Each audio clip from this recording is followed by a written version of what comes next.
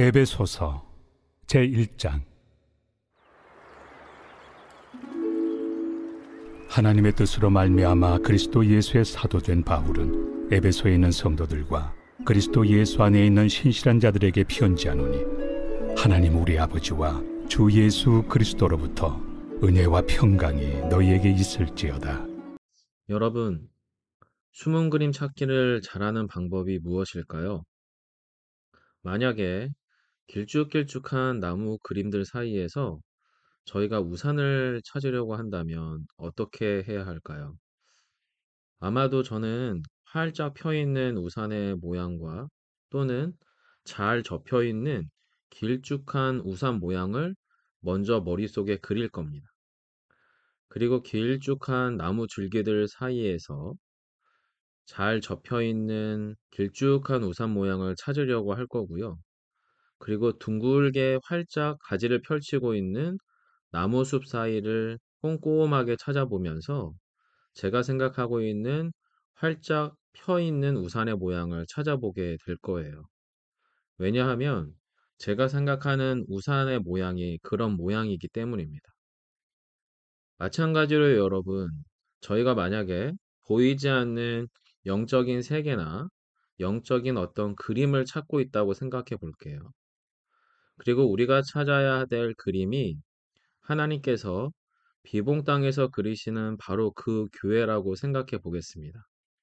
자, 그렇다면 우리는 우리 예수 비봉교회가 하나님이 찾으시는 바로 그 교회의 그림을 찾아가려면 어떻게 해야 할까요? 우리가 가장 먼저 해야 할 일은 아마도 하나님이 그리시는 바로 그 교회가 어떤 모습인지 알아야 할 겁니다. 그리고 성경이 말하는 바로 그 교회가 어떤 모습인지도 당연히 알아야 하죠. 그래야만 여기 비봉 땅에서 하나님이 원하시는 바로 그 교회를 찾아가고 만들어갈 수 있다라고 저는 믿어요. 그래서 저희는 이 에베소서라고 하는 성경을 통해 성경이 말하는 교회가 어떤 모습인지, 그리고 그 모습이 어떤 특징으로 나타나는지를 함께 찾아가 보려고 합니다. 자, 여러분, 성경이 말하는 교회의 모습이 1절에 담겨 있습니다. 1절이에요. 하나님의 뜻으로 말미암아 그리스도 예수의 사도된 바울은 에베소에 있는 성도들과 그리스도 예수 안에 있는 신실한 자들에게 편지하노니. 여러분, 목회자를 목회자답게, 그리고 성도를 성도답게 만드는 유일한 영적인 요소는 목회자 안에 예수가 있느냐 없느냐, 그리고 성도 안에 예수가 있느냐 없느냐예요. 1절을 보면 사도 바울의 정체성은 예수 그리스도예요. 즉, 그리스도 예수의 사도된 바울이라고 말하고 있죠. 예, 물론 오늘날의 목회자인 저나 마태 목사님이 신약의 사도와 동일한 존재일 수는 없습니다. 왜냐하면 사도는 예수 그리스도의 최초의 증인이고 또 최초의 복음 전파자이기 때문입니다. 하지만 그 시대의 사도와 오늘날의 목회자도 비슷한 요소는 있어요. 사도의 정체성이 그가 예수의 사람이냐 아니냐로 결정되듯이 목회자 역시도 그래요. 목회자가 말로만 예수를 따르느냐 아니면 정말 예수님께 최상의 가치를 두고 살아가느냐로 결정된다는 점에서는 똑같다는 겁니다. 그런데 여러분, 교회라고 하는 것은 제대로 된 사도만 있다고 또는 좋은 목회자만 있다고 교회가 되는 것은 아닙니다. 성경이 말하는 교회는 예수님을 최상의 가치에 두고 세상을 살아가기로 결정하는 목회자와, 그리고 오늘 1절 안에 보시면 그리스도 예수 안에 있는 신실한 자, 곧 에베소 성도들을 말하고 있죠. 즉, 그리스도 예수 안에 있는 성도들이 오직 예수 그리스도로 깊이 연결될 때, 바로 예수님을 세상의 가치로 두며 예수님께로부터 자신의 정체성을 두기로 결정한 목회자와, 그리고 예수 그리스도 안에 있는 성도들이 예수 그리스도를 통하여 깊이 연결될 때, 바로 그 연결 가운데에서 성경이 말하는 교회가 되는 겁니다. 성도 여러분, 사도와 성도가 또 목사와 교인이 예수 그리스도로 연결되어 있다는 것은 무슨 의미일까요? 서로가 서로에게서 예수를 발견하는 겁니다. 서로의 모습에서 예수님이 생각나는 거죠. 저는 여러분을 보면서, 그리고 여러분은 저를 보면서 예수를 느끼고 예수를 발견하게 되는 겁니다. 바울은 자신을 앞에서 예수의 사도라고 소개합니다. 그런데 여러분, 정확히 하나님의 뜻으로 말미암아 자신이 예수의 사도가 되었다라고 말하죠. 그런데 문제는 이 하나님의 뜻이라고 하는 것이 너무 막연하고 추상적이고 애매하다는 거예요. 여러분, 우리는 하나님의 뜻이 보이지 않습니다. 그리고 이 하나님의 뜻이 정말 바울에게 임했는지 안 임했는지 저희로서는 잘 알 수가 없는 거죠. 여러분, 하나님의 뜻으로 사도가 되었다는 고백을 우리식으로 우리가 이해할 만한 말로 바꾸면, 하나님께서 바울을 예수의 사도로 부르셨다라고 하는 거예요. 자, 하나님의 뜻으로 사도가 되었다는 말은 하나님의 뜻이 나한테 있냐 없느냐는 것 확인할 수 없으니 잘 모르지만, 하나님께서 바울을 예수의 사도로 부르셨다는 것은 이번 수요 말씀 공방에서 나누었던 것처럼 사도로 부르심을 받았다는 것은 입증이 가능합니다. 자, 사도 바울이 어떻게 사도로 부르심을 받았다는 것을 입증할 수 있을까요? 말로는 안 됩니다. 사도 바울의 삶을 봐야 합니다. 즉, 하나님이 자신을 예수의 사도로 부르셨다는 고백 이후에 바울의 삶이 어땠는지를 보면, 그의 말과 그의 행동과 태도와 생각을 살펴보면 그가 진짜 예수의 사도로 부르심을 받았는지 알 수 있다라고 하는 것이죠.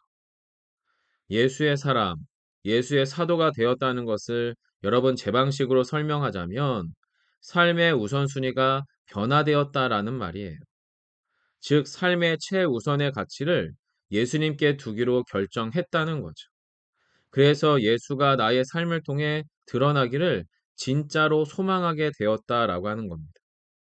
결국에 여러분, 사도 바울의 정체성의 근원은 바울 자신이나 바울이 가진 배경이나 그의 지식이나 그의 탁월한 실력이 아니에요. 오히려 예수님 자체가 바로 사도 바울의 사도됨의 정체성이다라고 하는 겁니다. 실제로 여러분, 사도라는 말의 의미 자체가 그래요. 사도라고 하는 말은 절대 권력이신 하나님을 대신해서 하나님의 의지와 입장을 대변해서 보냄을 받은 사람이 바로 사도입니다. 그래서 자신이 파송된 지역과 사람들에게 하나님의 의지와 입장을 반영하죠. 결코 자기가 하고 싶은 걸 하는 사람이 아니에요. 자신의 사적인 욕심과 욕망을 채우는 존재가 아니라는 겁니다. 사도는 하나님을 드러내는 존재가 돼야 돼요. 결국에 사도의 영향력과 권위는 파송한 분을 얼마나 드러내느냐에 달려 있어요. 즉, 하나님께서 보내신 지역에서 하나님의 의지와 뜻을 공공성을 띠고 드러내는 존재로 살아갈 때 그는 진정한 사도가 되는 겁니다. 그렇다면 여러분, 예수의 사도가 분명한 이 사도 바울이 예수로 연결된 성도들을 어떻게 부르고 있나요? 먼저는 에베소에 있는 성도라고 불러요. 그리고 그리스도 예수 안에서 신실한 사람들이라고도 부르죠. 이 말을 저와 여러분에게 적용하면 화성 비봉에 있는 성도 여러분, 그리고 그리스도 예수 안에 있는 신실한 여러분이라고 하는 말입니다. 에베소에 있는 또는 비봉에 있는 이라고 하는 말은 물리적으로 일정 공간을 점유하고 있는 상태를 말하죠. 바로 일정한 지리적 실체를 가지고 있어요. 지리적 실체라고 하는 것은 일정한 시간과 공간 안에 존재하고 있다는 말이죠. 그리고 또한 역사적 실체를 가지고 있어요. 역사적 실체라고 하는 것은 바로 이 지리적 실체를 가지고 있는 그 그룹이, 그 대상이 사람들의 눈에 보이는 형태를 가지고 자신들의 정체성을 표현하고 있는 상태다라고 하는 말이에요. 즉, 사도 바울은 자신의 편지를 받던 그들이 에베소라고 하는 시간과 공간 속에서 성도로서의 삶을 살아가고 있는 거죠. 그리고 바로 그 사도와 바로 그 성도가 서로 연결되어 있는 것이 교회예요. 그렇다면 여러분, 예수 비봉교회는 어떤 교회입니까? 여러분, 저희는 작년 2022년 8월 28일 날 예수 향남교회로부터 분립개척 선포식을 했어요. 그리고 2주가 지난 9월 18일 첫 개척 기도회를 시작했죠. 그 후에 10주간의 개척 기도회를 통해 우리의 정체성을 고민했습니다. 그리고 2022년 11월 27일 날 목회자 가정 두 가정과 그리고 그 두 가정을 포함한 16가정이 선포식을 포함해서 14주 차에 예수 비봉교회라고 하는 이름으로 분립개척을 했죠. 어디에다 했나요? 저희 예수 비봉교회는 2023년 현재 화성시 비봉면 양로 1위 78-6번지에서 지금 6번째 주일 예배를 드리고 있는 목회자와 성도로 구성된 교회입니다. 여러분, 저는 여기에서 성도라는 단어를 사용했어요. 한자의 의미로 성도는 거룩한 물이라고 하는 뜻이에요. 좀 더 자세하게 설명하면 구별되고 정결한 물이라고 하는 뜻이죠. 여러분, 성도는 어떤 특징을 갖나요? 성도는 보통의 삶의 방식과는 다른 방식의 삶을 추구하는 사람들이에요. 하지만 그들은 보통의 사람들보다 더 상식적이고 더 윤리적인 사람이죠. 그런데 윤리적이라고 해서 그게 다른 사람들에게 배타적이거나 폐쇄적이라는 말이 아니에요. 오히려 하나님의 거룩함과 예수님의 사랑이 균형을 잡아서 충분히 친절하지만 윤리적이고 동시에 정직하고 공의롭지만 따뜻한 사랑의 정신을 표현할 줄 아는 사람이 바로 성도예요. 그런데 사도 바울이 편지했던 에베소라고 하는 대도시는 바로 이 성도의 삶을 보여주기에 가장 적절한 도시죠. 여러분, 에베소는 풍요와 쾌락과 지독한 우상숭배의 도시였습니다. 심지어 다른 도시의 사람들을 모여들게 하던 거대한 아데민이라고 하는 여신이 있었던 신전이 있었어요. 그리고 그 신전을 중심으로 종교 장사로 부유함을 축적한 도시였죠. 신전을 중심으로 관광 산업과 여관업이 성행했습니다. 그리고 밤낮으로 종교적 음행과 쾌락이 난무하던 곳이었죠. 그리고 그런 곳이야말로 진짜 성도로서의 삶을 드러내고 살아낼 만한 도시였던 겁니다. 여러분, 성도라는 말이 눈에 보이는 거룩함과 그리고 사랑의 종합이라면 그리스도 예수 안에서 신실한 자라고 하는 가치는 보이지 않는 영적 정체성이에요. 그리고 보이지 않는 충성스러운 일련의 삶의 태도를 말하죠. 바로 예수님을 향하고 하나님을 향하여 그리고 세상을 향하여 그들의 일관적인 내적 태도와 방향성을 보여주는 것이 바로 신실한 자라는 말이에요. 자, 성도 여러분, 결국 예수의 사도 바울과 예수 안에 성도된 신실한 자들 사이의 영적 연결고리는 무엇인가요? 앞에서 말씀드린 예수 그리스도이십니다. 그리고 더 정확하게는 예수에 대한 같은 신앙 고백, 그리고 그 고백에 기초한 거룩한 삶의 태도인 거죠. 그리고 이 영적 가치 때문에 사도 바울은 여러분이 아시는 것처럼 바로 옥에 갇히는 고난의 여정을 통과 중에 이 에베소 교회 편지를 쓰고 있습니다. 그리고 성도와 신실한 형제들 역시도 이 에베소라고 하는 세속 도시에서 바로 앞에서 말한 이 영적 가치에 헌신된 신앙의 순결을 지키기 위해서 여러 어려움들을 함께 견뎌야 했던 상황입니다. 결국 사도 바울과 에베소 교회 성도들의 연결고리, 예수 그리스도는 무슨 말인가요? 하나님과 예수님을 향하여 그리고 세상을 향하여 사랑과 믿음으로 말씀에 헌신된 삶을 살았다는 겁니다. 그리고 그렇게 헌신된 삶을 살며 복음적인 삶에 대한 대가로 고난과 박해와 어려움과 손해들을 기꺼이 지불하며 살았다는 겁니다. 성도 여러분, 사랑과 믿음으로 말씀에 헌신된 삶을 살아간 결과는 무엇인가요? 우리의 본문인 에베소 편지를 쓸 당시 에베소 최초의 복음 전도자요 에베소 교회 목사였던 바울이 옥에 갇히게 된 거였어요. 결국에는 목회자가 옥에 갇히니 그 목회자와 성도들이 분리되게 된 거죠. 이것이 사랑과 믿음으로 말씀에 헌신된 삶을 살아가던 에베소 교회 교인들에게 찾아온 삶의 결과였어요. 그럼에도 물리적으로 분리된 사도 바울과 성도들이 영적으로는 그리스도 예수로 깊이 연결되어 있었던 거죠.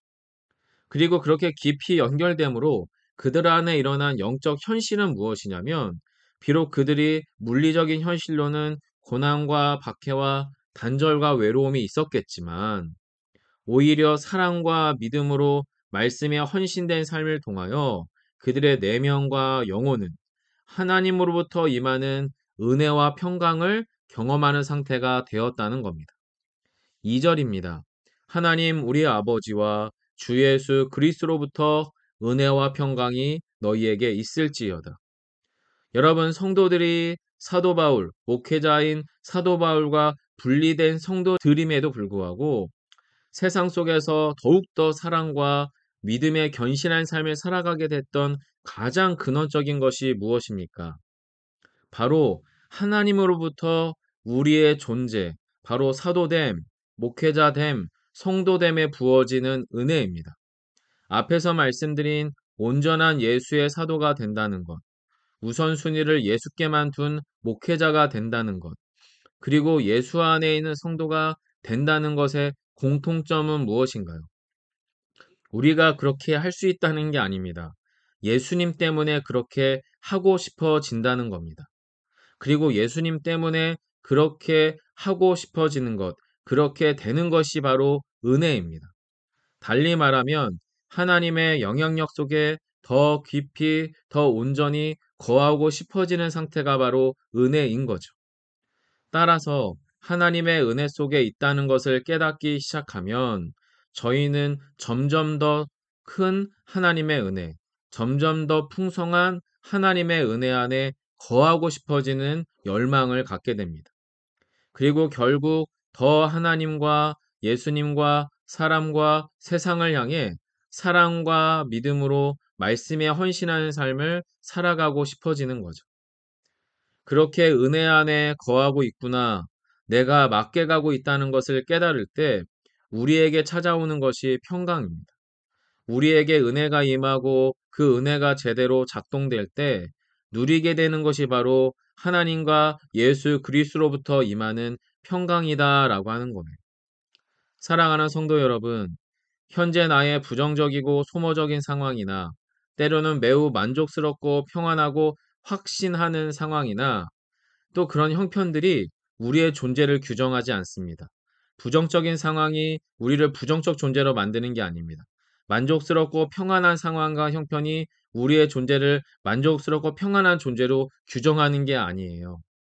오히려 교회와 성도는 오직 내 안에 예수 그리스도가 있느냐 없느냐가 그 존재를 규정하게 되는 겁니다.